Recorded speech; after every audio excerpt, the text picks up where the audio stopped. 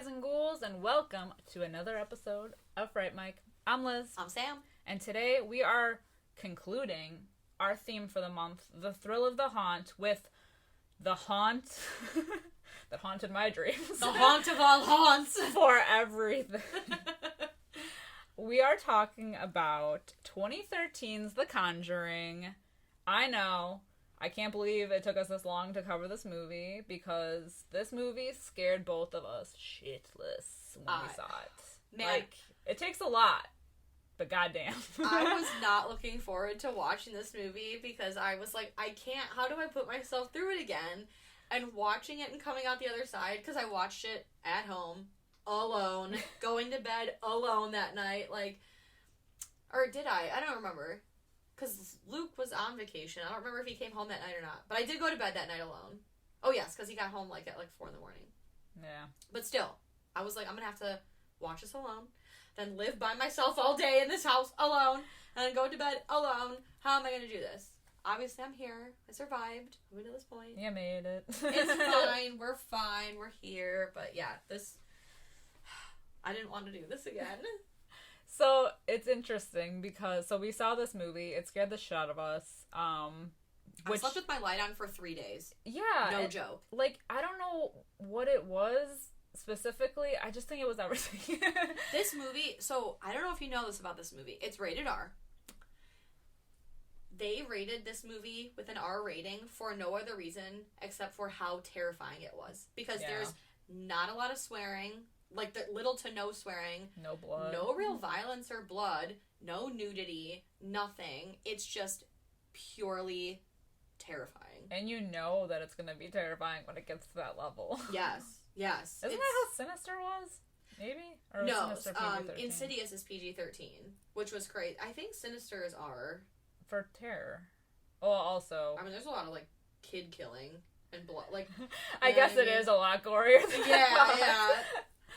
But I see what you're saying. But, it could be. If there wasn't that, I feel like there was enough going on. Yes. If they had cut away, it still would have been true. Creepy. Man, that lawnmower death was enough. Yeah.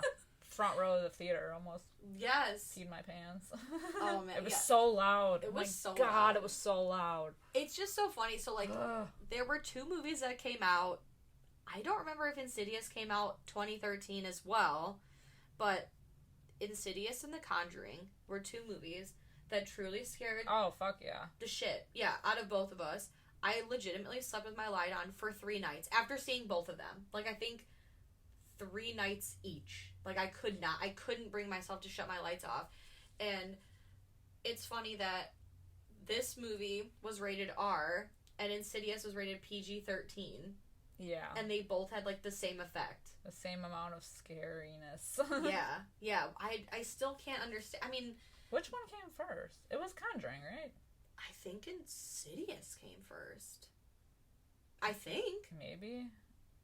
I don't know, I don't know. Either way. Let me look. You know what? Let me look it up. Let's fact check it. I think it did, because when I was looking up facts for this movie, it had said that The Conjuring was, the first movie that James Wan did that Lee Winnell didn't have, any part of. Yes. So I think Insidious did come first. So let's see. The Conjuring came out, I'm trying to get a date, July 19th, 2013.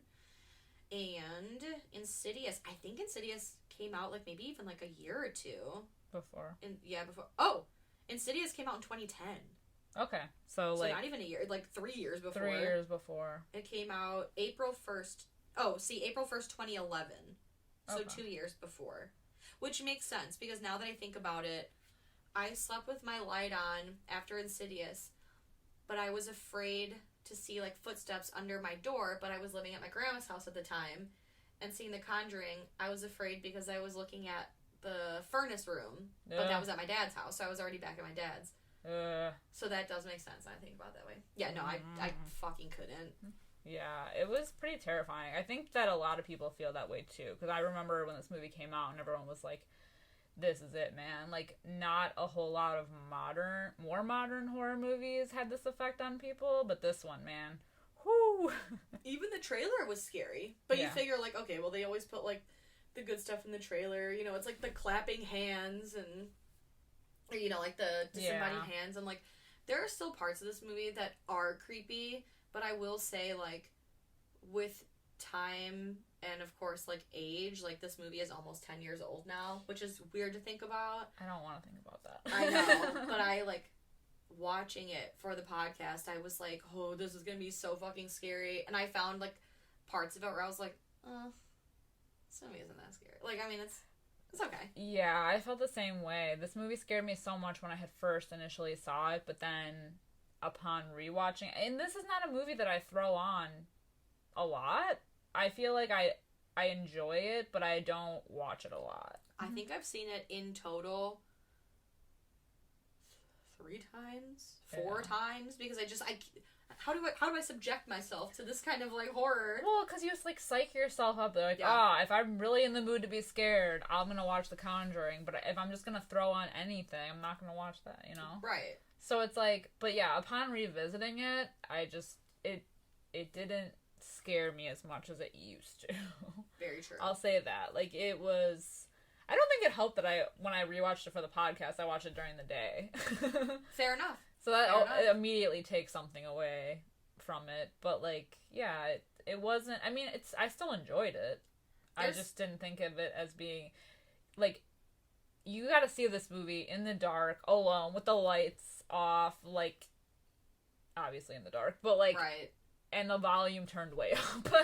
Like, it's... Luke had told me that he watched it, I believe, when he was at school, and they watched it with the lights off, and he said he got so freaked out, like, he was kind of, like, looking over his shoulder watching this, and he didn't even see it in the theater. He saw it at, like, his house. Yeah. Or his apartment at school or whatever. So it's, like, it's not even, like, you need to see it in a theater setting. Just in the dark, by yourself, or, like, maybe with, like, a friend or, you know, significant other, whoever. It's... The first time you see it, it's pretty spooky. Yeah. And I think what lends to that is the cinematography. For sure. Of it being like that 70s aesthetic. It kind of makes it feel more, not real, but like kind of. I don't know, like it's just different. You know, it places you in that time period, so it's kind of cool and a little bit like I think it's gorgeous, first of all, because they make the house like old, and like every little detail about it makes you like feel like you're watching a movie that was like in the 70s. Right, you know, right. Like it's really cool, and I think it adds to that. The costumes. Whereas like Insidious, you know, it's more modern, so there's nothing to like give you that vibe, whereas this does. And I don't know, I feel like there is something like inherently a little bit creepy about like the 60s and 70s. Yeah, like for sure. I don't find the movies and the music and like the pop culture stuff that came out like during that time necessarily like exciting. Like I hate most music and movies that came out of that time period, but like a lot of prolific like serial killers and like, you know, hauntings and killings, like hitchhikers and, you know, like people going missing, like it's a lot of like dark history. It is. It's a lot of raw things, too. Yes. I think that was, like... I feel like that was around the time that these serial killers were being, like, truly found. And, like, the things that people were finding from, like, the bodies and the crawl spaces. And just... Everything was just so, like, raw. And, like, you saw the footage of it on TV. Of, like... You know, like, the horrifying, disturbing things that people would do. So, to have it, like, as a paranormal movie... Right. It's crazy. And I remember like reading when this movie came out, because like of course this was a big deal when it came out, and people still talk about this movie, like it's held in high regard. But like when it came out, everyone was like, oh, it's based on a true story. Like, what's the true story? Because, you know, like we talked about last week, you know, it's like based on true events or whatever. Is it really? Like, whatever. But I know they had the actual Perron family on set for this. They had the actual Lorraine Warren that would appear on set and is actually in the movie for a split second. The cameo she makes. Has a cameo. And they said basically, like, a lot of the stuff, like, looked how they remembered it to look, and a lot of the stuff happened supposedly was how they remembered it happening. So it was, like, reading this from the actual family, it's like, oh my god, this actually like, what the fuck, this is fucking crazy, because this movie is so terrifying the first time you see it, like, especially the first time you see it. Yeah, I keep saying the first time because, you know, after the first time, it's like, you know what's gonna happen, so it's like, yeah, you know, it kind of loses a little bit of that, but I remember reading that and I was like, this is fucking wild, like, that's crazy that this shit happened. But again, it's like, the whole, like, Amityville horror thing, it was, like, supposedly, like, yeah, and you find out later it's bullshit, so it's like, the family has profited off of this, like, haunting in some way. Like, I know somebody wrote a book or something, so it's like, right. They kind of have to, in a way, keep this up, regardless of, like, if it's a hoax or not. Like, I don't really think this all happened the way it's supposed to happen in the movie. They're benefiting off of it, so if they're gonna keep benefiting off of it, they're gonna keep telling stories. Exactly. And honestly, like, as it stands, the Warrens are still the subject of debate. Yes. I'm thinking that most people don't believe them. I'm pretty sure. I've heard things, like, I've heard people talk about it. They all think that they're full of shit. So I think that and I don't even know if, like, people really, I mean, obviously there's, like, the Amityville horror, but did anyone truly, like, really learn about the Warrens until this movie came out? Had they heard? Like, no one was talking about them before this until they made them, like, Hollywoodized. Right. You know, because they weren't in the Amityville horror. No. So. And I'm not reading the book. Like, I'm not doing my research. But you find out that they were a part of that. So it's like, then they get the backstory and everything, and then everyone's like, they're full of shit. You know, like, they're, you know. And it's always hard. Like, you always are going to get skeptics and stuff. Like, me personally, do I believe that the Warrens were these, like, people that they say that they were, and the people that they claim to be, and the people that are represented in these movies? Absolutely fucking not. I am from the camp that believes that for the most part they're full of shit. Yeah. Just because I think a lot of psychics and mediums are full of shit. Like, the most accurate reading I've ever gotten was from a person that just practices in their own time, doesn't give readings unless they're to, like, friends and family, doesn't charge, and that was the most accurate reading I've ever got. Like, had truly predicted some shit that had happened. But again, it's all, like, up to interpretation, too. Like, these psychics and these mediums, they kind of, like, feed off of... They, like, read the room. They can read people. So it's, like, all using suggestive... Or they ask those leading questions. Exactly. So, like, you know... And I think a lot of it, too, is people wanting to believe this stuff and then looking for, like, someone saying, like, oh, you're gonna be in a relationship this year, and it's not gonna be what you expect. And then something comes along where it's like you find, I don't know, a good therapist, and it's like, oh, this is a relationship. Oh my god, and I didn't expect it, and you know, it's like you're helping people come to the conclusions that you want them to come to, or like you're planting the idea in their head, and they're gonna go with it. Exactly. And that's just like what. So no, I agree. I don't necessarily believe in their, like, powers necessarily. Right. Especially as this, like, Conjuring series goes on. Like, by the third movie. Yeah. Are you fucking kidding me? Well, and see, what bothers me... So, I don't mind them, like, as actors. I like Vera Farmiga, Patrick Wilson. They do a great job. Yeah, I think they're good. They have a really good chemistry. And I know on one of our Patreon episodes, we reviewed the third Conjuring movie that came out when it did.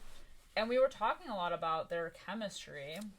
And I think that's a big reason why the Conjuring movies are so successful. Not necessarily, like, the offshoots, like the Annabelles and the Nuns. Absolutely and all that. not, no. But, like, garbage. They like them, and they're the Conjuring series. And I think it's important that their chemistry was good, and I think it is. So I think I like them playing them.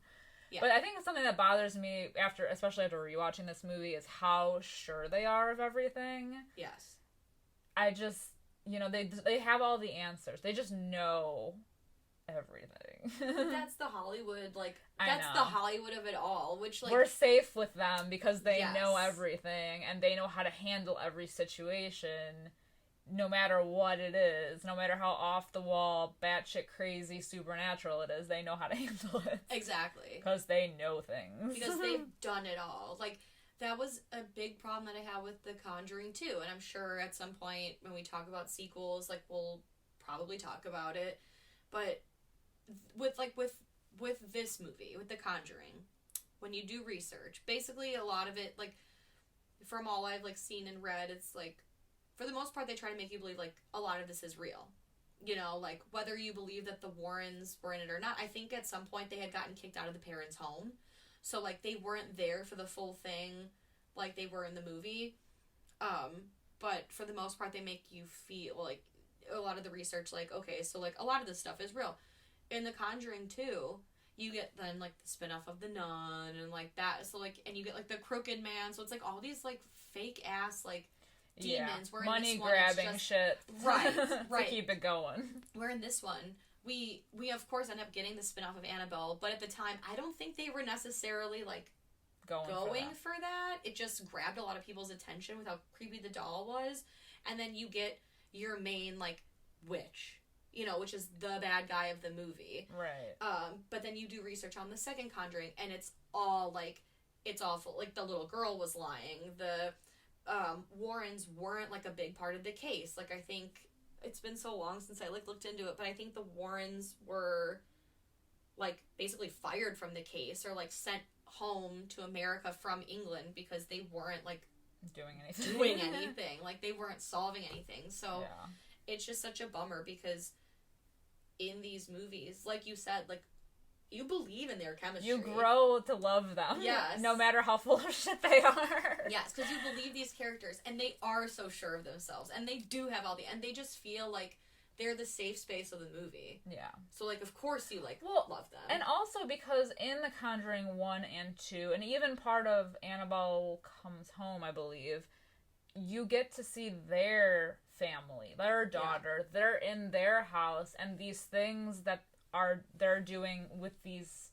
entities in other people's houses are now following them home. So now it's, like, personal, you know? So it's even more of a reason to be, like, instead of just your typical haunting movie where they bring someone in and, you know, they have all the answers and then we never see any other backstory on them. I think what helps is that we follow them home from this. Yeah. You know, they don't just stay there. They go home, and then they have to deal with their own family shit, you know? Very true. So I think that helps a lot, too. It does. In ways. But, yeah, and it's actually interesting. I completely agree. I don't think they intended on Annabelle being a thing. Maybe they had at the time, but I don't think when James Wan was doing The Conjuring, I have no idea, but I don't think he would have envisioned having all of this come out to be what it was. I don't think, because he didn't even do the third one. No, he just did the first two. Right, and I don't think he did a lot of the spin-offs. No, I don't think it's part of any of those. I think his intent, but they saw the success of it, and they're like, okay, come back for Conjuring 2, but everybody else did spin-offs of everything. Of course. And that's where we ended up with the hot mess of the Conjuring universe. And I think if they had just left it alone at this movie, I think it would have been a lot more, like, it was definitely well received, like, it did really well, but I think now, like, when you mention The Conjuring, everyone's like, that movie's a fucking joke, like, they're not scary, because everyone thinks of, like, the extended universe, like, where we saw too much of it, you know? Yes. They could have left Annabelle alone, and it would have been, it was creepy, the opening is creepy. Yeah. But because we had 3 other movies featuring Annabelle, you know, we're over it. We've seen too much of her. Right, I don't care about her. She is not terrifying. Yeah. You know, I don't need a whole movie about a doll. I don't need a whole movie about a fucking nun. Even that awful shit show of a movie, The Curse of La Llorona, is somehow considered part of the extended Conjuring universe. I have no idea why. I don't know why. I watched it on the way home from Ireland. Oh, yeah. And I wanted to kill myself. I was like, let the plane go down. I was like, well, put me out of my misery. Right. Because I watched it because I'm like, well, this will scare me more than, like, any turbulence on a plane. And I was like, why am I still watching this? I need to shut it off because I'm ready to die. And and, like, now I heard they're making a series on, like, The Crooked Man. They're making a bunch of shit. I mean, I think the whole purpose of The Conjuring 2 was to bring out this whole boatload of crap that they're gonna be throwing out there. It's so dumb. Like, I can't. Anything that is effective, and we've said it on the podcast so many times, like, anything that is scary and effective is that way because you don't see a lot of it. Right. The Nun was pretty spooky. Like, her coming out of the painting. Oh, the shot in the hallway. I shot, can't even. In the second one. That was the scariest part of the second movie. That entire sequence of her. Exactly. That is the only part that's scary, and she's not in the movie, like, a lot. Giving The Nun a spinoff, I love Bonnie Aarons. I don't care. Like, she's a good actress. I don't give a shit about the character. Yeah. We didn't need the backstory. I really didn't. It's creepier without. Yeah, it is. It is truly. She's just a demon. And there's just something, you can tell it's money grabbing when you're introducing all this shit, and it's just not necessary. The Conjuring was crafted out of love and passion, and you can tell, and that's why it's so successful. Everything else that came after it, yeah. Like, you can tell it's money grabbing. You don't need it. We don't need it. We didn't ask for it. No one here. No. Well, but The Conjuring, I guess we'll go back to it. So this is our second month of Lily Taylor. Yeah, second episode this month. Yeah. That's what I meant. Second episode, we did The Haunting, the remake. If you listen to that episode, you'll know that we are not fans. However, is it weird that this movie came out that was 99. So this movie came out 14 years later, and I feel like she looks younger in this movie. Yeah. Maybe it's because of how she was dressed in the 99 remake. I don't know. True. And also, like, putting her next to Catherine Zeta-Jones is just unfair. Yeah. You know? I hate saying that. That's so rude. Like, yeah. But it's like putting me next to Catherine Zeta-Jones. Like, it's just, like, why are you doing that to her? Like, it's not putting fair. her next to Vera Farmiga in this movie, and Vera Farmiga's pretty. That's true. I don't know. But there's just something about it. I don't know what it is. She just looks younger. Maybe she's got, like, I'll give her that. Maybe the thing is, because she has, and I don't mean, like, an old face, like, gross you old ass bitch, but, like, maybe because she's always looked older. Yeah. That, like, now that she is older, you're she's like, just, oh, well, she just looks younger. Yeah. Oh my god, she hasn't aged because she's always been that. She's like Benjamin Button. She's got an old face. She's aging in reverse. Yes. Well, we are introduced to the Perron family. She's Mama Perron. Is it Perron or Perron? Perron. Perron. Mama Perron. And Ron Livingston. Yes! Ron Livingston is Papa Perron. Oh my god, Papa Perron. And they're a boatload of daughters. They have 5. 5 daughters. That is a lot of energy. From oldest to youngest, they have Andrea, Nancy, Christine, Cindy, and April. I'm glad you wrote it down because I did not. I kind of lost track of when you have that many kids in a movie, or even just people, I guess, I just lose track, man. Yeah. I tune out unless they're like a center part of the movie, which like 3 of them are. Yeah. You never see the older one. Yeah, you never really do. No. The nerdy one with the glasses, I think she gets like flung across the room at some point, and then the little one has the music box. She's the one that almost gets killed at the end. Yeah. So. And then the second little one with the bug eyes, she's like the one that like sleepwalks. And then you've got Joey King, who's the one that's like, I think one of the scariest moments in the movie is when you truly see nothing. It's when Joey King's like, oh my fuck, I know. I got goosebumps just talking about it. I'm like, fuck. I know. I hate it. Oh my god. But like she like, didn't that happen in The Haunting of Hill House, the TV show? There was like a scene like that. I know it reminds me of I think it was like the Bent Neck Lady episode. No, I hated that. I hated that. The worst. We'll get to that because I want to talk more about that. Yes. But like, but they move into this house. It's like a farmhouse. It's a big ass farmhouse though. Yeah. Lots of land.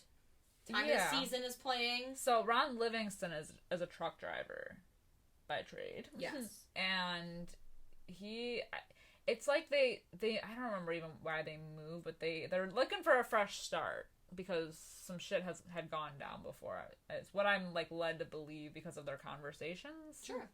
No one cares. The fact is they gotta move. But what does matter is that the dog doesn't even want to go in the house. He knows what's up. Yeah, and the poor doggo, he doesn't even make it 20 minutes into this fucking movie. Why do they gotta kill him? Why do they gotta kill him? So sad. Does the dog die.com. Should have looked it up. I know. Trigger. I know, it's so fucking sad. But yeah, so like the weird things like start happening off the bat. I will say that I think it's really creative that the way that one of the biggest ways that they like are able to enable more scares is the clap game. Yes. The clap game that the girls play. It's kind of like Marco Polo in a way. Yeah, so but with clapping. Someone's the seeker, everyone hides, and the seeker is allowed to ask for 3 claps in which you clap twice. Which is, of course, the scare that we get in the trailer with the clapping behind. But yuck. The fact that they're all, like, wandering through the house and, yeah. Oh my god. It's very creative, I think. I think so. I mean, I've never seen anything like it. But, you know, the weird things start when there's, like, a rotting meat smell that, like, comes and goes. The clocks all stop. It's the witching hour of 3:07 a.m.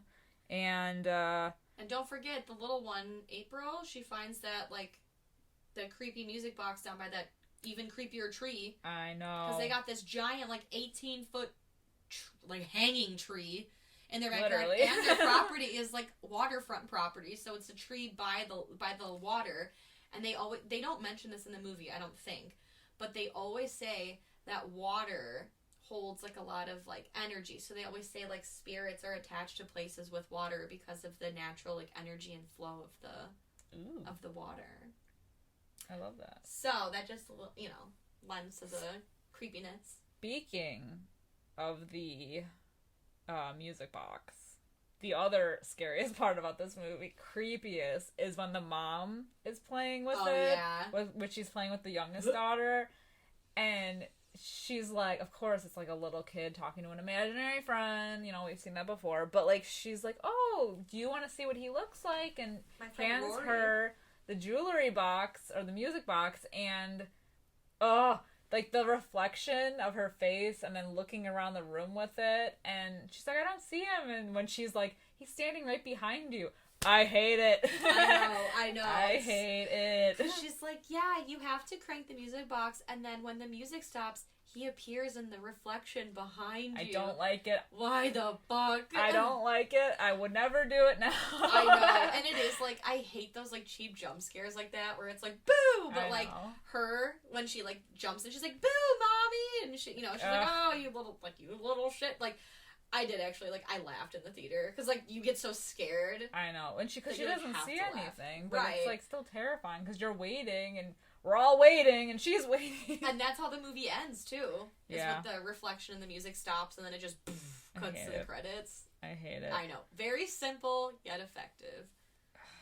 And when I tell you that my soul left my body when the moment that all the pictures break. Yes. Because I think that happens shortly afterwards. Like, they hung all the family pictures up in the stairwell, and when they all go boom, and... So loud. It's so loud. It is so loud, and my soul left my body, because I was like, I know. And I think this comes...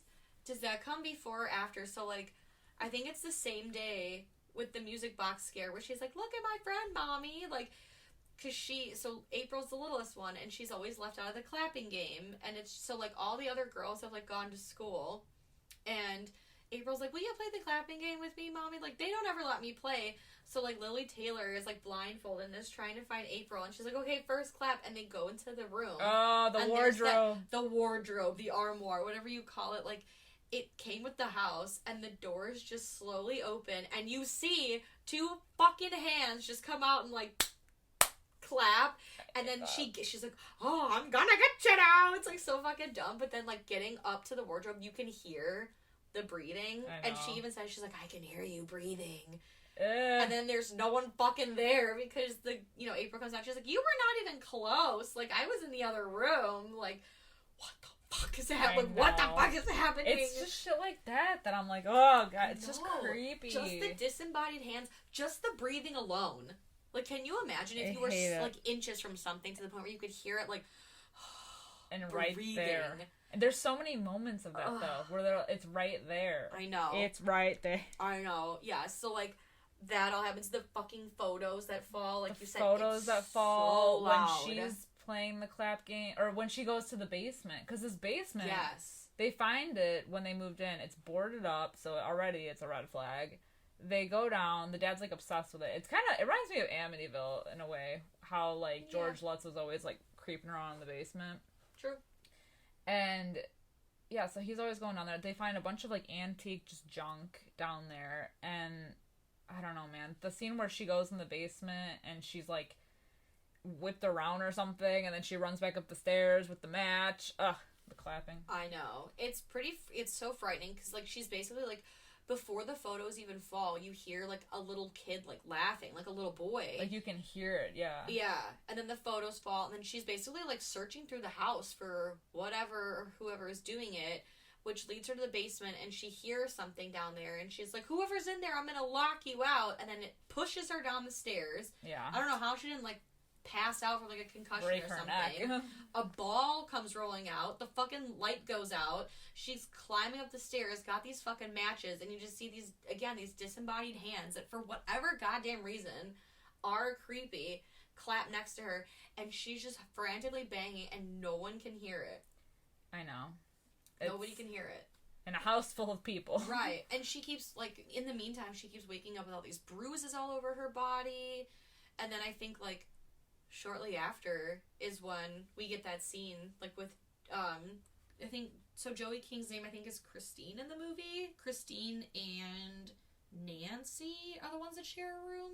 Nancy's the one with the glasses, I think. Yeah. And, her covers get pulled off, and then something pulls her leg to wake her up, and she thinks it's her sister fucking with her, and she's like, stop it, and then, it's hard. I try not to, like, look at this part, even though I know that nothing is happening, but it's just so fucking creepy, because she's like, oh my god, it's right there. There's somebody behind the door, and so I hate that. She's like, it's right there, and so Nancy gets up, and she's like, no, and does she turn the light on at this point, or no? She walks over, and the door, like, violently slams shut. Oh, yeah. And they're all screaming, and that's when everybody comes in. Because, before the door slams... But she's like, when, it's right behind you. She goes, she's like, you don't see it? She's like, I don't see anything. She goes, oh my god, it's right behind you. And then, like, the door slams. Oh my fuck, why the fuck? Like... I know, I hate it. I hate it. I don't know what's goosebumps on my arm. I don't know what's worse, seeing it or not seeing it. Not seeing, because it's all, like, in the dark. So then your eyes are almost like you're looking for it. It's like the Invisible Man, where, like, yeah, you want so badly to see something that you're hyper focused on it. That makes it even more scary, especially because the door slamming is so loud. Yeah, that, like, you're so busy looking that you're not paying attention to everything else going on in the room. Ugh. Yeah, that's terrifying. I fucking hate it. And that's also, like, same with, like, the wardrobe scene, where it's the witch on top. I don't look at that. I've never looked. The witch on top of it. I refuse. I don't care. That's when things, like, really start escalating, though. Like, because at this point, the Warrens haven't even been to their house. You know, and I think, like, it's kind of nice, too, that, like, we get... like, so much happens before the Warrens even get to the house. Yeah. And I was gonna say, when we were talking about, like, when Lily Taylor's character is, like, walking through the house, like, trying to figure out what the hell's going on, I actually really liked, it's almost like, and I think it's kind of in this movie, like, throughout the whole time, and I think that, because they built this house in a set, like, the exterior was obviously, like, real, but the house was a set, and I like how the camera, like, follows them, like, everywhere, like, in each room. It's almost like a character, like, it's us, like, we're following her going into, like, it's so crazy. So, like, when we hear screaming, we're running with them to see what it is, and we get there and we're like, oh, I mean, we obviously see what's going on, like, with the wardrobe and everything. I know I just love it.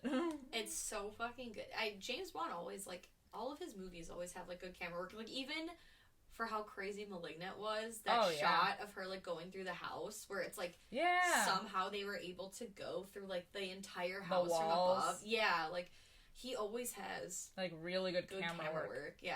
Like, really solid. Even Insidious. I mean, when she's, like, going up the stairs, and we're following her going up, like, we're, like, there. Yeah. And we're seeing what she's seeing when she walks into the nursery. Ugh. I know, and it's, like, that, like half a second delayed, like, piercing sound, violin, and then the zoom in, like, I hate it. Oh my god. I know, it's fucking crazy. But this wardrobe, you keep hearing, like, a banging noise, because then Cindy keeps, like, walking into it, Yeah. And it's like this possessed, I don't even know, like, I don't get the deal with the wardrobe, but this witch, like, really seems to like it. Yeah, that's where she lives. The witch in the wardrobe! Yes, yes! The lion, the witch in the wardrobe. True. Yeah, that scene was terrifying. The why you lion, the witch in the wardrobe. So the Warrens come. They call in the Warrens. She finds them at their little seminar, which we see the real Lorraine Warren there. She's in the front row. Front row Couldn't of the resist a seminar. cameo. Yeah, really. And yeah, so she calls them in. They're like, nah. And she's like, no, you gotta come. So mom to mom, she feels for them. So Yeah. they go. It's like crazy. Because I actually was like, I feel like I like kind of like went closer to the screen when they came in, because I just always love like when her, like, Vera Farmiga's character comes in and her face just changes. Yeah. Like, it's just so interesting to how, like, she is when she realizes, and then she explains afterwards, like, I know there's something here because I saw it when I walked in. Yeah. And I saw it when I walked over to meet the girls, and you're like, ah! I know. Oh, shit. She's She's such a good actress, too. Like, I feel like no matter what she's in... like, she's just, like, in it. Yeah, like, you believe that she's... That she saw something. Because her face changes when she walks in the room, and she's like, whoo. Yeah. You know? It's but not she's like... very good at, like, hiding it. Like... Yeah. Walking in to see, like, the girls, she wasn't like, but, right. Like, she didn't want to scare them. Right. Like, you can tell she knows what's up, but she's also like, hey, how's it going? And she has her little mind palace moment. Exactly. But then, like, we really see her horror when she goes outside in the epic scene where she's fucking hate it. Looking back at Ed, and you can hear the creaking. You can hear the creaking before you can even see it of the rope, and then she looks back at him and the feet dangling. The feet, and then at some point you get like the zoom out and you can see her like body. Full body. Let me tell you, my aunt makes fun of me so bad for the fact that I get scared by the feet in this movie, but the feet are gray, they're dirty, they're gross. I hate it. They're like the disembodied feet of a hanging person just right over your shoulder is so goddamn scary to me. And then just like, of course, seeing a body hanging, like, especially like it's got dark hair and the white, like, very, you know, very like Japanese. I don't like, you know, like Samara-ish. Exactly. Like, it's just very that. I hate it.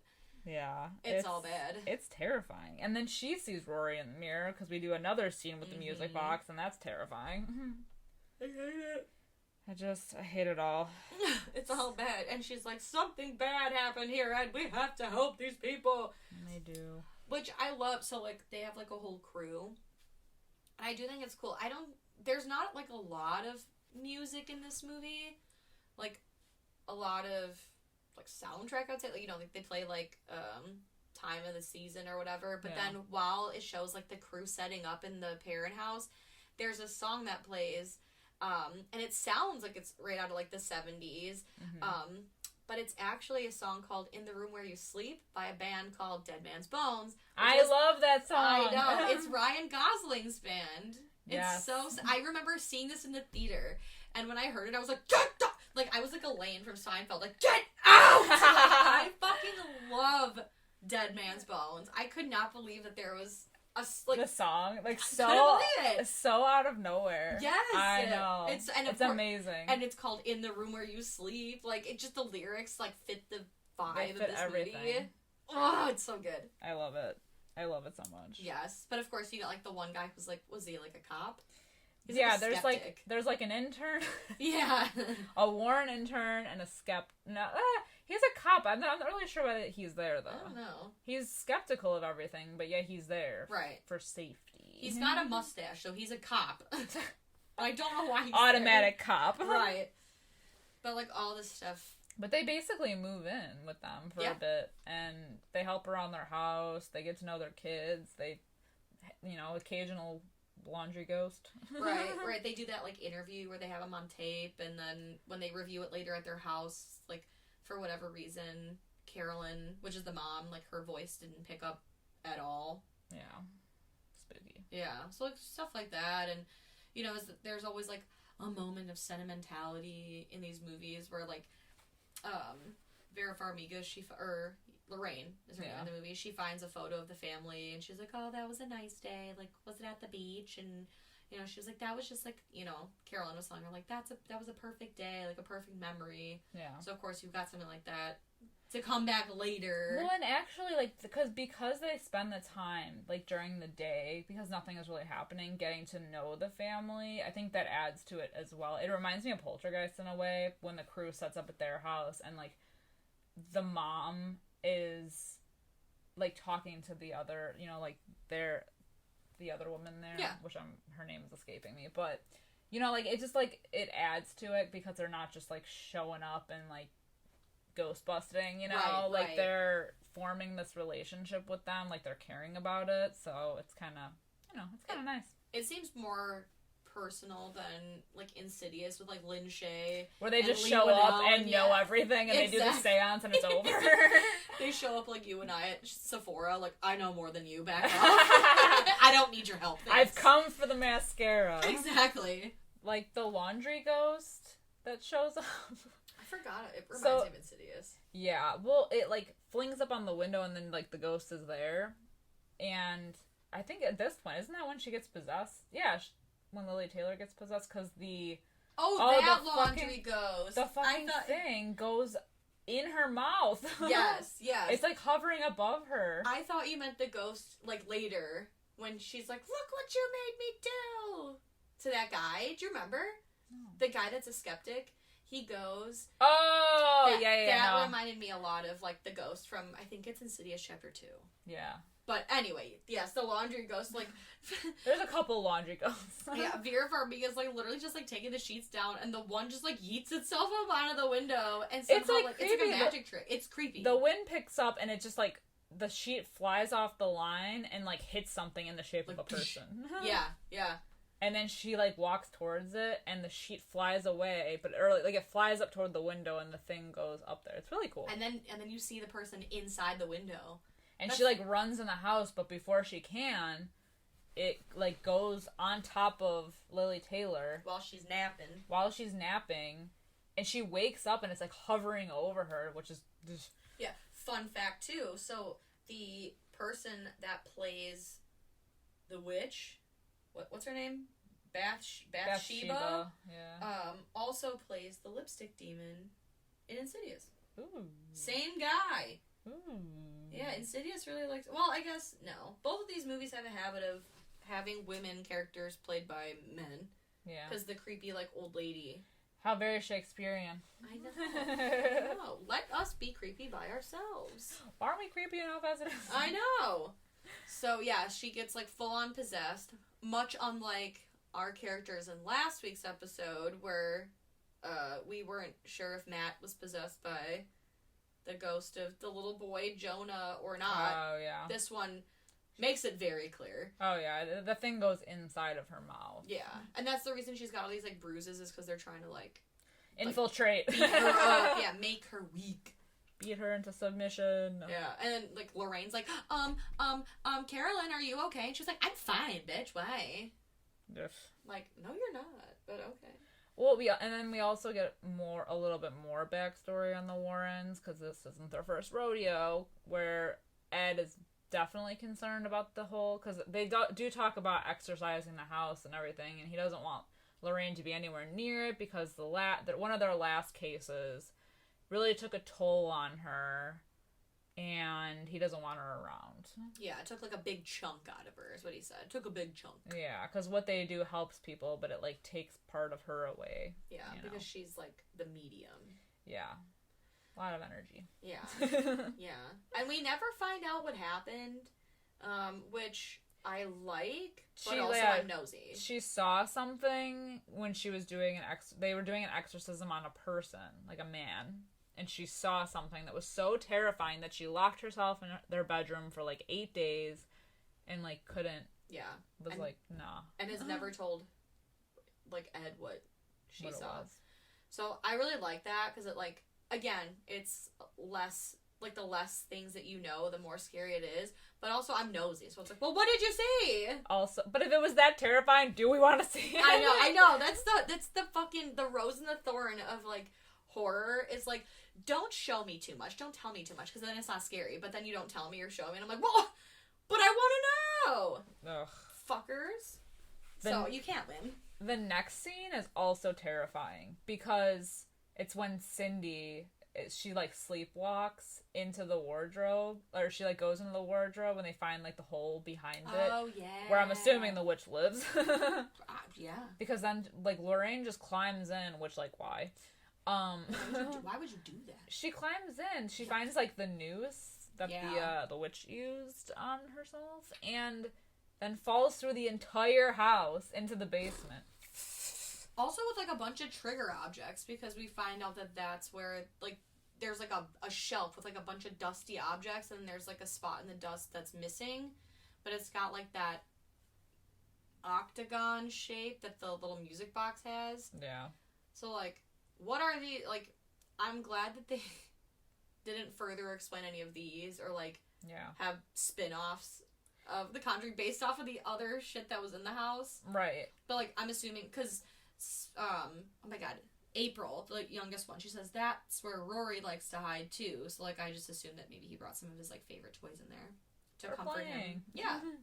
Yeah, she falls right into the basement. It's terrifying. All the way down. It is terrifying. And the lights are off, and basements are just creepy in general, but specifically this one. Because of the frickin' the rope noise again, and the creepy ass woman right in front of her. Yes, the feet come back in full effect, and they do a full 180 turn. I hate it. I know, it's almost like the feet come down, and Lorraine's like seeing them, and like the feet are facing away, and then she's like, and then the feet are like, bitch, I heard what you said, and they do like a full 180 turn at her, and I don't know why, like. I lost my shit in the theater. I was so freaked out by these feet. I don't know why. I still can't tell you why. Feet are gross and terrifying, so whatever. That's why I don't do pedicures. And I love that she just, like... So she's fallen through the entire house in the walls and probably hit some nails, you know, for sure. For sure. And just comes out of the basement. It's like, I know everything now! Yeah, no, she really learned a whole lot like, down there. What? Not even like a scratch on her body. Nothing broken. Her hair was still almost perfectly intact. What hairspray do you use? I know. Is that Aquanet, bitch? Like, yo, yeah, the 70s for yes. sure. I mean, I don't know. It's so funny to me. It reminds me of in Scary Movie 3 when he jumps out the window and comes right back up. Oh, yeah. Yes. Like, just, oh my god, it's just so funny. But she knows everything. She knows the history of the entire situation with the witch. Yeah, like, she had a baby, then killed a baby. An infant child that she sacrificed. Yes, because that's what makes the devil horny or something. I don't know. She says something about the devil, because giving birth is, like, the ultimate gift, so to, like, take it away is, like, you know, like, showing Satan, like, yeah, I'm with you. Yeah, man. And it's weird, because Lily Taylor's like, I don't understand how anyone could kill their children, which is weird. A weird thing for her to say at that point, because she's still possessed. But so, maybe like, it's just, like... And based on the ending, I don't know. Yeah, but maybe it's just, like, not in the forefront yet. Like, maybe... It's just kind of the demon's lingering. Like, not my time yet.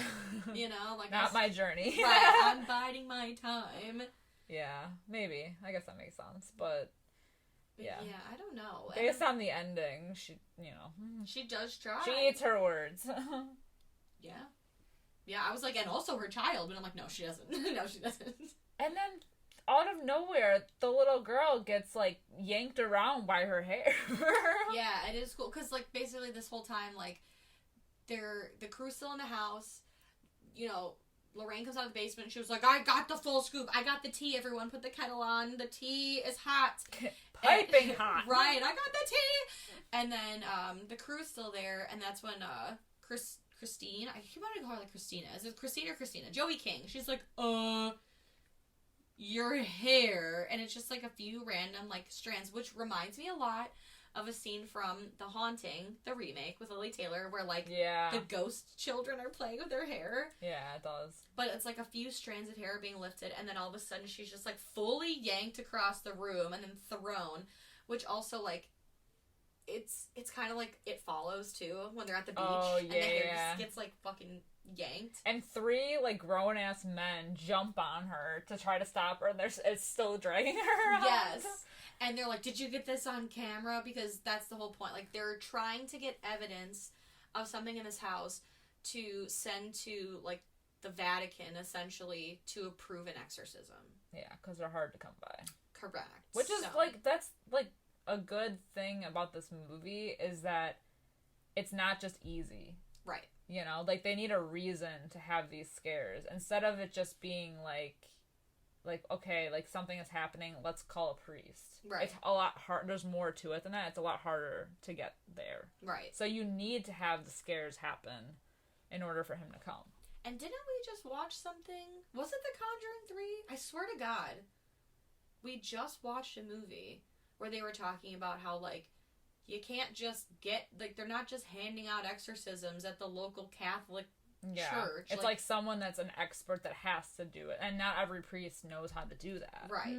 And the Vatican had to approve them. I think up until, like, what, recently? Like, didn't they just ban exorcisms or something? But, like, I swear to God, we had just watched something where they were saying the same thing. Like, we have to get proof to send to the Vatican who has to approve the exorcism. Yeah. Maybe I watched it by myself. Probably. I don't know, but I just watched something about this. Yeah. But either way. So they're like, send that shit to the Vatican ASAP penis. Do it now. Get a priest here. An exorcism. And they do. Well, they do. They talk to the priest, and he's like, I've seen all I need to. Right. He's like, Jesus Christ. And this is where, then, at this point, we get, like, because now they're, like, waiting for the approval, so they go back home, and, well, no, because they get the warning from Judy. Yeah, Judy's She their gets, daughter. like, a vision that Judy's in danger. Yeah. So they, like, yeah, Judy's their daughter. Yeah, Judy's their daughter. And, like, all's well at home with Judy. Except not. For the most part, yeah. So there's, like, a whole thing with, like, lockets or whatever, and then you see, like, the one locket's, like, twirling, and then aren't they... The Warrens are gone, I think, because they say, like, Lorraine's mom is watching Judy. They're, like, on their way home, and then Judy gets, like, haunted from the entity because she has a necklace that Lorraine also has, but when she fell down the whole house... It, like, ripped off of her neck or something. So the necklace is still at the house. Yeah. And... So it's infiltrating their lives. Right. Like, the Warrens have that, like, museum in their house of all the haunted objects with the Annabelle doll. And then Judy goes down into the room because the room is open. And then we see the witch sitting in the rocking chair holding the Annabelle doll. Creepy. Which, I feel like they try to copy that scene in the first Annabelle movie. Yeah. Because I think that's how the movie opens. I think so. With, like, that crazy lady holding it and the doll's head moving. Yeah. I've seen that scene in so many movies. Yes. So, like... Whatever. Yeah. It is what it is. But, yeah. It's stupid. And then, yeah, they, like, come home in the nick of time and, like, let her out. And they're like, oh my god, this is crazy. And then they get word that Carolyn has disappeared with the 2 youngest children. Yeah. Or no. I guess just they were staying Christine and April. They were staying in a motel. She takes the 2 younger ones back to the house, for sacrifices. In case one doesn't go down easy, the other one might. Got a plan B. I don't know. Right. I don't know the reasons. We're just here to watch. We're just here. And Ron Livingston just keeps, like, going and coming as he pleases. Like, he's in the movie, he's out of the movie. He's got a 7-day turnaround to Florida, but then he's back. I don't know. He just shows up at the worst time ever. He's just there, man. So they get word, and of course, so everybody shows back up at the house. Let me tell you how efficient Brad is. He brings a gun to an exorcism. Amen. Praise Brad. Goddamn. He don't fuck around, No. So by this point, Carolyn's, like, fully possessed. Looking...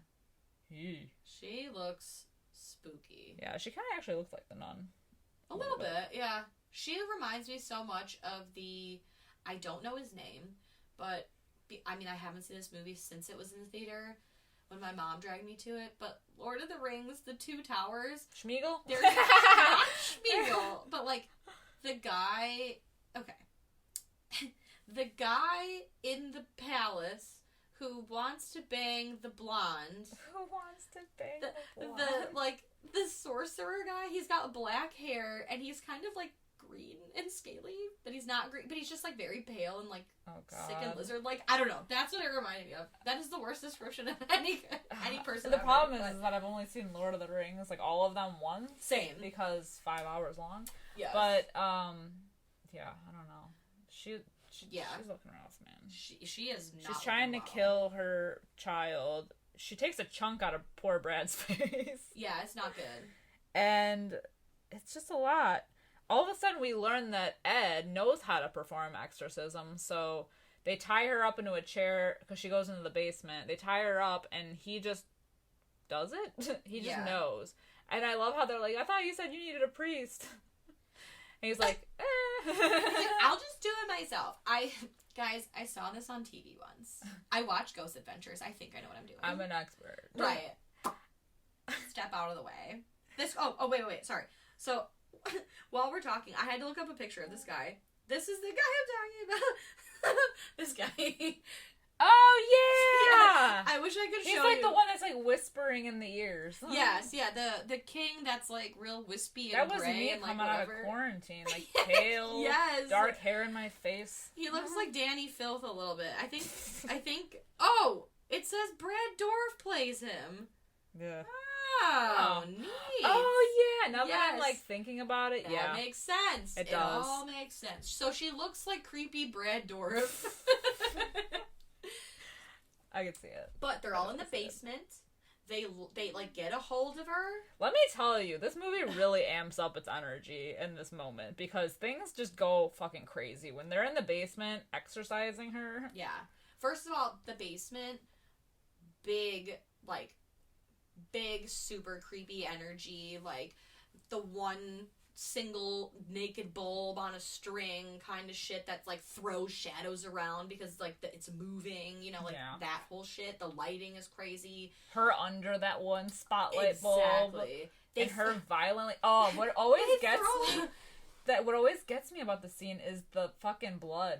Like when out of the mouth, the sheet that they put the sheet over her. They throw a tarp over her. They throw a fucking tarp over her because they said, "Don't look at me, bitch." And she's like, bleh, and then there's blood everywhere, all over the sheet. Oh god, it's so violent looking. Have you ever seen Demon Night?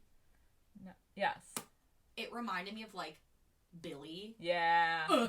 I hate that. I know. Yuck. Well, and then is it when he splashes the holy water on her that like the sheet rips open and it's like we see fucking. I just want to be there. I just wanted to have been there for this moment, for this moment in the movie. I wish I could have like at that point then just pinch her tongue and be like, "Oop, can't catch your tongue." But yeah, she's like her tongue is all free and she's doing that like exorcism noise. And then her chair literally levitates and flips upside down and is now like attached to the ceiling. And they're like, "Put her down. Be careful what you say because I was thinking that same thing. On her head. That neck is gonna be broken as fuck. And then shit goes even more haywire because then the wardrobe almost falls on Ed. A gun goes off randomly. Like what? Yes, because the demon is like, you're all gonna die! You're trespass. Right. Jesus. Oh my god, it's crazy. I don't even know, man. And the entire time, so like parts of Carolyn are like coming out through the demon. This is the part that like fucking sent me. So parts of the demon or parts of Carolyn are coming out through the demon. It's kind of like the actual Exorcist where you can like kind of hear her like coming out once in a while before, you know, fully possessed. And she's like, help me, oh my god, what the hell's his name? Roger, help me. And he's like, he's just like, you have to stop. No, please stop. Oh, for the love of God, please. No, please. Like what? Like Willy Wonka. Stop. Don't. Exactly. That's what it reminded me of. Like, no, please, don't go. Oh my god. Like, it's so. His react. I mean, obviously he's in disbelief because, like, what the fuck? Like, we all are. What the hell is happening at this point? It's just off the wall. But, like, he just fucking just crawls through this movie. It's like he just walks in the room and walks back out. I know. I just don't even understand. Oh, this is what's happening. Never mind.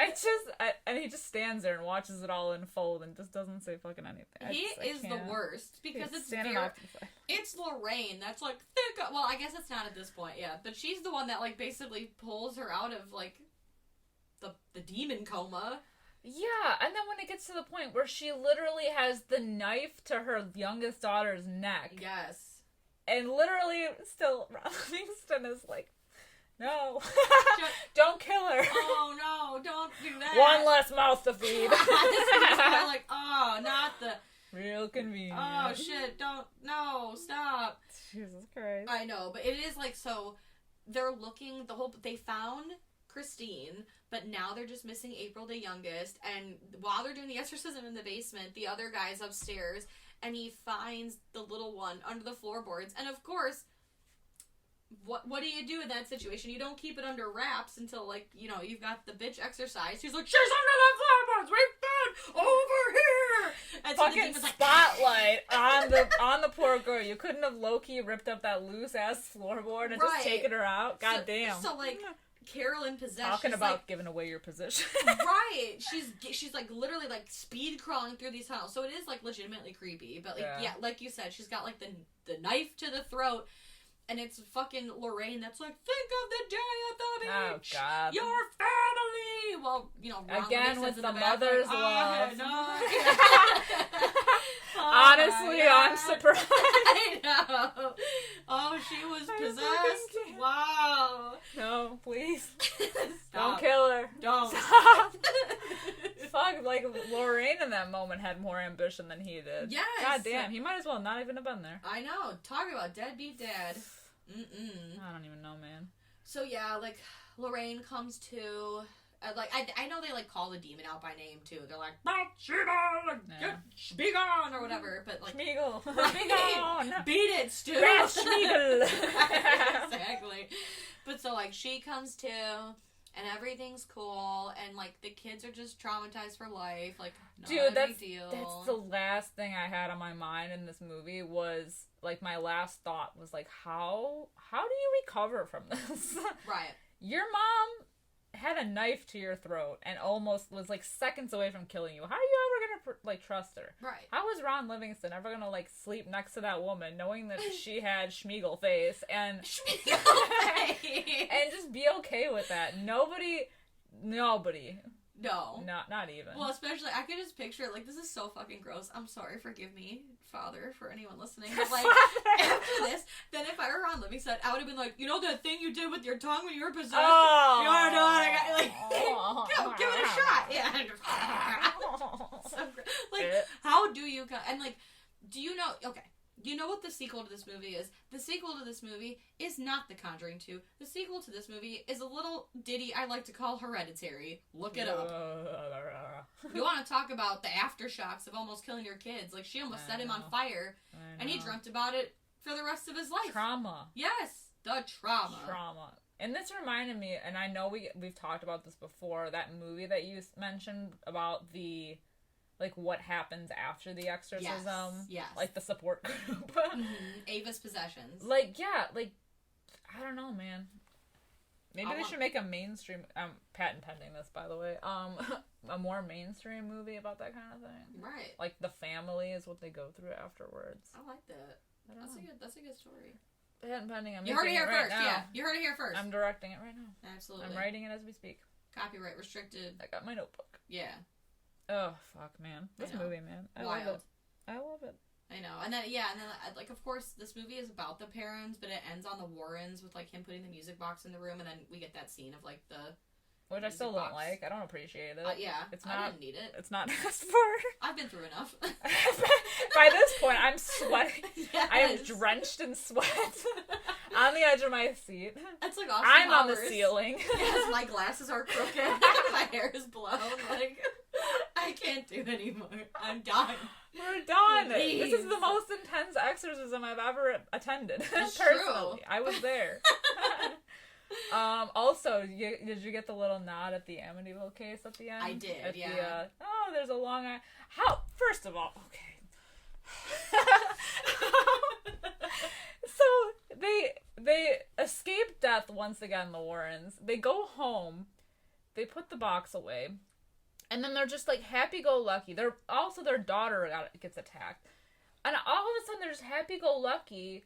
Oh, Father whatever, Muldoon. Father Mulcahy. Father Mulcahy. Called and wants us to work on another case. Oh, yeah? And they're like skipping away. Like, right. They're like, what the fuck? Don't you people sleep? You're right. What do you do for a living? Don't you have a job? But just the fact that they were so happy and they almost died. Right. Did he not just say that he didn't even want her to be there? Mm-hmm. And they were talking about going to the Amityville case? Gotta keep that series Holy going. Shit. I know. I mean, I'm sure it wasn't like... I'm sure that line wasn't put in, like, gotta make a sequel, but, like, yeah, like you gotta said. blast. Exactly. I think it's probably just to show that they were, like, where this fell in the timeline of history, and that they were connected to that case, and a little, like, wink, wink, nudge, nudge. But it does come off like, don't you have a job? Yeah. Aren't you traumatized? You just narrowly escaped, and now you're going back into it. I know. Crazy. I don't know, man. Well... This fucking movie. So, this movie is really well made for being, like, one of those... because a lot of, like, high-budget studio movies don't always hit the mark, but this movie, man. Yeah. This made me feel some type of way. This movie really checked all the boxes. And I know, it's like, while I was watching this... Did we even do the ratings for this movie? I don't think we did. No, we didn't. Well, no, we didn't. We can do everyone's ratings, and then we'll do our own. Okay. So, currently, this movie... has a 7.5 out of 10 on IMDb. Has it 86? 86? 86% on Rotten Tomatoes. Damn. This movie is high up there. People like it. I don't know, Sam. Do you like it? I like it. So, So, here's the thing. I had, like, sent a Snapchat to, like, a couple friends saying, like, you know how I know I'm a psychopath? Because I'm watching The Conjuring by myself. And then I sent one, like, maybe an hour later, and I was like, okay, I changed my mind. This movie is not really that scary, but, like, it's just, like, again, like, watching it, like, in the daytime, like, it's like, okay, it's not really that scary, but at night... Oh, it hits different. About it, that shit do be hitting different. So, and the first time I watched it, scared the shit out of me. The second time I watched it, scared the shit out of me. There are still parts of this movie that I close my eyes or look away at. So... for that reason, I am boldly going to a place that I don't like to go. I think I'm going to give it a 5 out of 5. Woo! Which I don't like to do, but I think it's deserved. I think the movie is very well made. It stuck with you for that long of a time that I feel like, yes. Yeah. And, like, it is really well made. I think it's a good story. Like, there are, like, some things in the story, like, Ron Livingston's character, where is he? Fucking Cotton Eye Joe, but, like, overall, like, I personally just think this is a well-made movie. Yeah.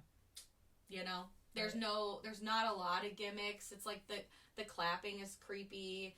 You don't have, like, CGI goons, like, the fucking Crooked Man. Yeah, and this was, like, before that. Right, and, like, the Annabelle doll, like, with the head it's just, like, it was kind of a little story in the beginning to show that the Warrens are these people doing these cases, and that's why we come into contact with them later. Like, I think a lot of the stuff in the movie all serves, like, a purpose. Right.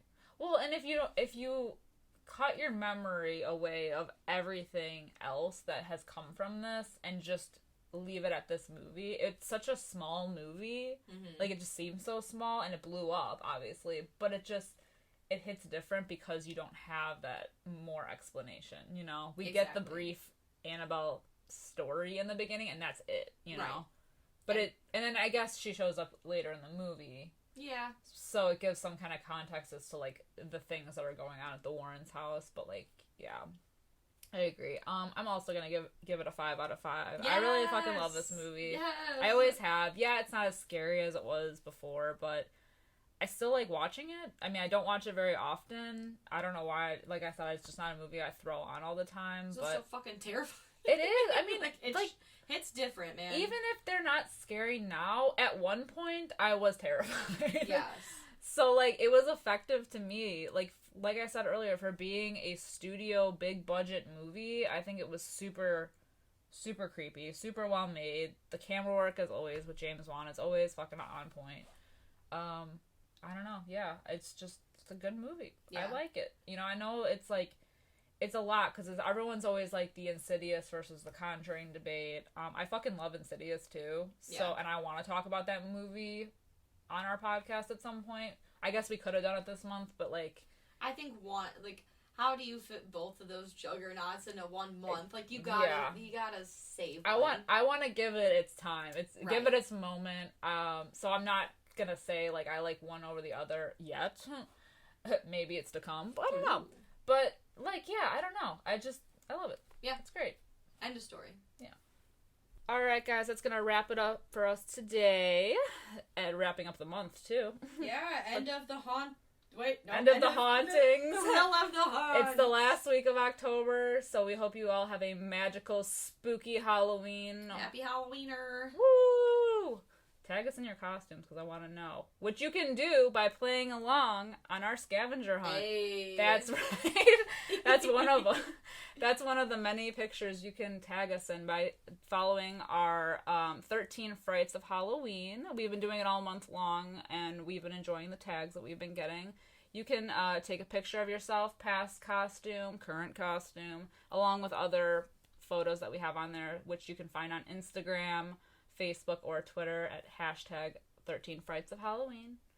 Our socials are just our podcast, Fright Mike Podcast, you know? Yeah. Hit us up. We love a good conversation. Let us know what you think of The Conjuring. Is it overrated? Is it underrated? You? Be honest. Don't lie. My brother, he does that a lot. He's notorious for, like, saying, like, ugh, it's so dumb, because he's too afraid to watch it. Like, when he was like, The Conjuring's stupid, I'm like, oh, like, when did you see it? And he's like, I haven't. I don't need to see it to know it's dumb. Pussy. You bitch. Yeah, exactly. So be honest. Did it scare you? It did, didn't it? Ugh. As well as Facebook and Instagram and Twitter. We are on YouTube now. Hopefully by the time you're watching this, we have gotten over our technical difficulties because right now all of our audio is up. So we are hoping by this point we do have visuals. You can see our lovely faces. Hi, if you can, but hi. Sorry, we look weathered. Right, my bad. So you can hit us up on YouTube, hit subscribe, you know, throw us a comment, let us know that you're there, you know? Yeah. And if you don't mind giving us a little 5-star rating wherever you listen, we would absolutely love that. Absolutely. We are hoping to reach out to more people like yourselves. So those 5-star ratings, they help. Like, comment, subscribe, and share. Tell your friends, tell your dogs. If you're looking for more content from us, we are on Patreon at patreon.com/FrightMikePodcast. We typically do new movie reviews. We do spooky topics in horror, where we talk, you know, what we think about remakes, what our Friday the 13th ranking is. Yeah. Who would win in a fight between two characters? Yes. We did that one too. Like, that was enjoyable. Like, yes. Also, we do like to give shout outs to our new patrons. Which we're behind on, which we suck at. We are so sorry. Normally we get notifications on this, but for some reason we didn't. So we would just like to give a special shout out to our newest patron, Skylar. Woo! We love you. If you turned into a We're gonna make out with you. If you turned into a Schmeagle demon, I would exorcise you. Absolutely. I would call on my people. I would sleep with you every night. Make sure that nothing gets in your mouth and possesses you. Aww. Anyways, we love you. We thank you. And we'll see you next month. Absolutely. If you're looking up for our new theme, we'll post it on socials immediately. Following this episode. So, but make sure you enjoy your Halloween. But yeah. Also, yeah, enjoy your Halloween. Eat your candy. Check your candy. Check your candy. Absolutely. Don't blow the jack-o'-lanterns out. What are the other rules of Halloween? Check your candy. Check your people. I'm trying to think. It's like the trick-or-treat rules. Oh, yeah. Yeah, I'm like, I was gonna say, don't adopt a black cat. Yeah. I don't know. Just be safe out there. Steal your kids' candy, too. Exactly. Woo! Until next time, I'm Liz. I'm Sam. Rest in peace.